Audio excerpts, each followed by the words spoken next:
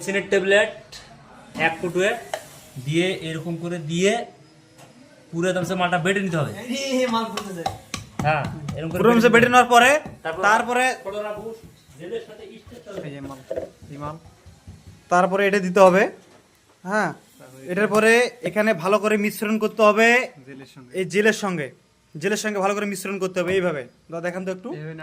হ্যাঁ, এভাবে নাড়তে হবে। পুরো একদম এরকম মিক্স করে নেবেন, মিশ্রণ করে নেবেন, নিয়ে 10-15 মিনিট রেখে দিবেন এইভাবে। তারপরে আপনি এই মালটা ভালো করে পাউডার করে নেবেন। নেওয়ার পরে ওর সঙ্গে জেলের সঙ্গে মিক্স করে দিবেন। কন্টিনিউ ফিডের সঙ্গে চলবে। সেই ফিডটা হচ্ছে কি ফিড? সেই ফিডটা হচ্ছে সি গোল্ড। এই ফিডের সঙ্গে কন্টিনিউ খেলাতে লাগবে। দেখবেন আপনার মাছ যেভাবে খাচ্ছে, পাগলের মতন খাচ্ছে। হ্যাঁ, দেখেন এই ভিডিওটা কিছুক্ষণ পর